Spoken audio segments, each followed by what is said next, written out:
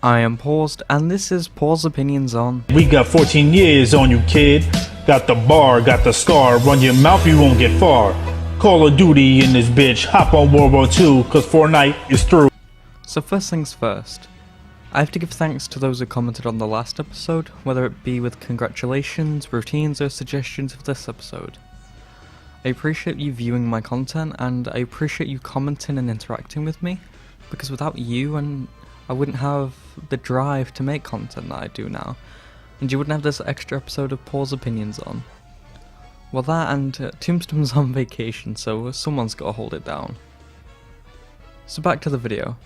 In a recent episode of Pause Opinions on, I mentioned the most recent game in the Call of Duty franchise, Call of Duty World War II, and how it had been the lowest selling Call of Duty game since the original 3, which were released over 12 years ago, and before the first person genre shooter exploded with the release of Call of Duty 4 in 2007.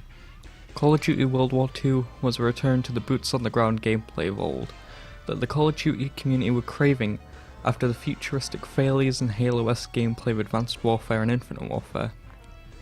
So what went wrong with Call of Duty World War II? So much so that it was pretty much forgotten halfway into its life cycle, and before the release of its third DLC. Upon release, people were resentful of the return of loot boxes and COD points that plagued Advanced Warfare, Black Ops 3 and Infinite Warfare, and were becoming such an issue that EA removed all loot boxes from Star Wars Battlefront 2 after the Belgian Justice Leader called for a Europe-wide ban on loot boxes. This led to an analyst for the Victorian Commission of Gambling and Liquor in the United States to argue that loot boxes constituted gambling, a statement that, if accepted, would prompt the removal of the loot box system from all major games such as FIFA, Overwatch and Call of Duty. The Call of Duty community were upset, not just by the inclusion of loot boxes, but by the inclusion of microtransactions as a whole, and the DLC model that is a staple of Call of Duty. By this entitlement to free things, it wasn't a random occurrence, but instead one instigated by Call of Duty's rival in the first-person shooter genre, Battlefield. Coincidentally published by EA, they started to release free DLC expansions for Battlefield 1. The free DLC for Battlefield has prompted the Call of Duty community to be sick of paying for DLC, and this is part of the reason for the uproar against the Black Ops Pass, and by extension the Call of Duty as a whole. Free DLC is something that just won't happen because Activision would never allow it, as they're the ones responsible for the loot boxes of Call of Duty, and they're the ones responsible for the Black Ops Pass. The reasons for these business practices are simple: to recoup losses from the dwindling sales of the Call of Duty franchise and the ending of their Skylanders franchise.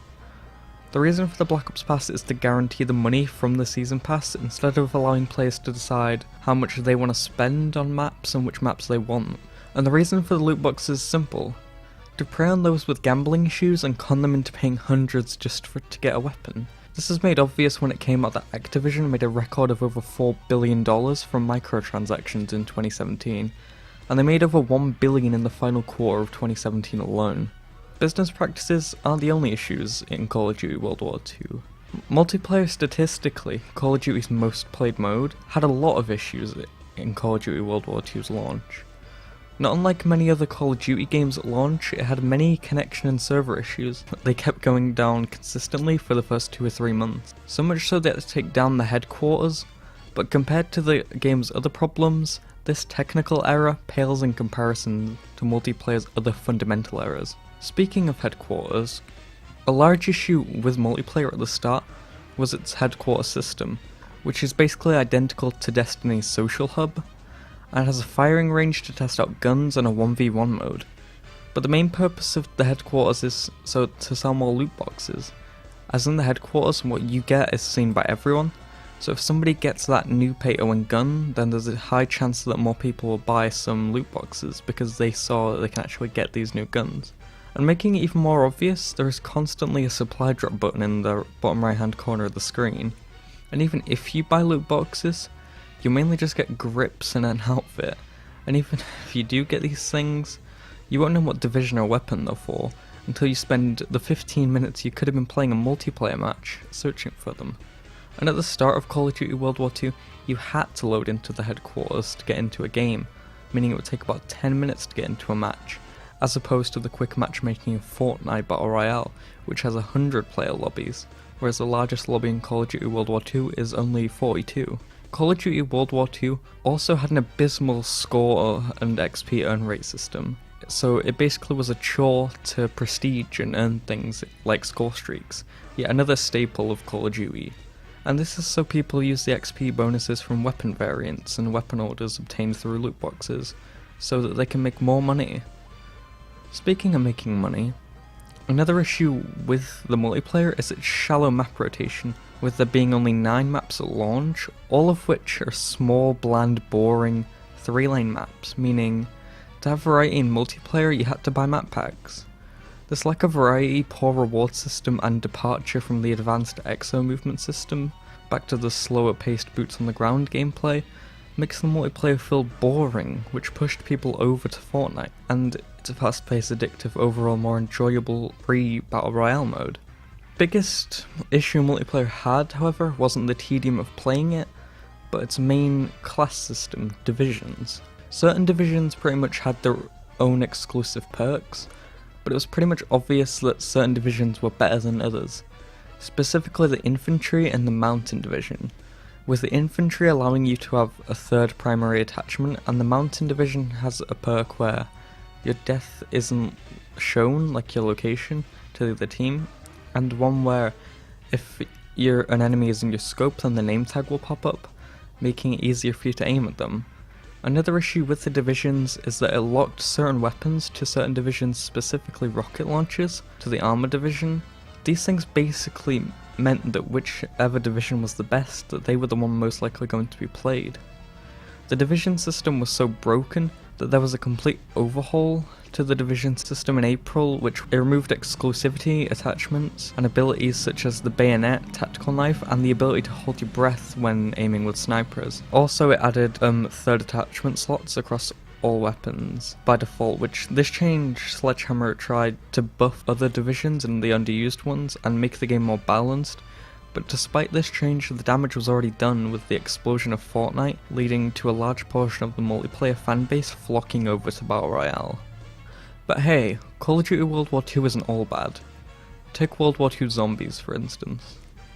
Call of Duty World War II Zombies brings true horror and terrifying atmosphere back to Call of Duty Zombies. Call of Duty World War II Zombies has an ambitious and out there story, with you watching the main antagonist, Dr. Straub, being killed off at the beginning of the second DLC map, The Shadow Throne. The best things about Call of Duty World War II Zombies isn't the story, but instead the atmosphere itself. As I mentioned before, the atmosphere and graphics themselves are terrifying, with perfect sound design and the lighting being minimal and dark, appealing to our greatest fear, which is that of the unknown. The actual designs of the zombies and abominations are grotesque and unsettling to say the least, as the story is primarily grounded in reality, so instead of the classic supernatural zombies of Treyarch, we see the macabre, perverted experiments of Dr. Straub that consumed him, with the Whistling, Brenner and Moischlers.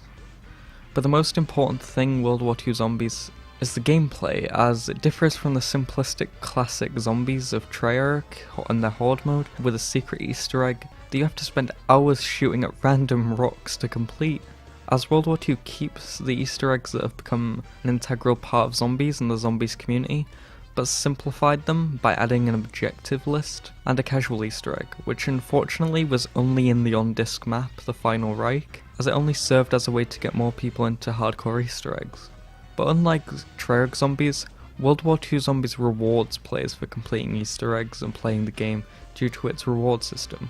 World War II Zombies gives players classes which let you choose a special weapon which adheres to your playstyle, and you also get to select 3 mods, the most important of which I believe to be Pack Mule, which as the name suggests is World War II Zombies' version of Mule Kick, which is an unlockable mod instead of a perk, giving you the extra perk slot for something like Shield Blitz, or just Electric Cherry. You can unlock more of these mods just by playing the game.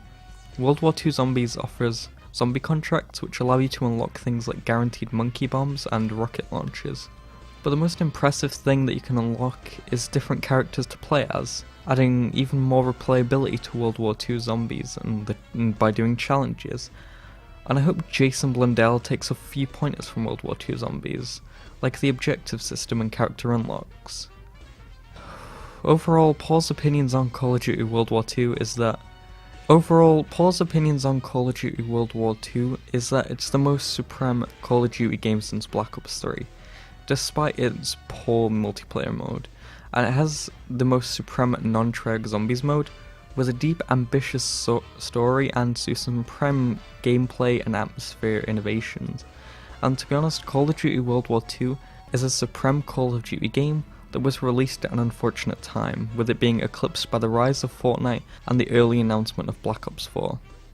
This has been the first of weekly Pause opinions on, so leave your opinions on, what you want me to give my opinions on, in the comments below. If you see any you like, then like that comment. I have been paused, and this has been Pause opinions on Call of Duty World War II. Leave your routine in the comments below and we'll learn how you wipe in the next episode of Wipe.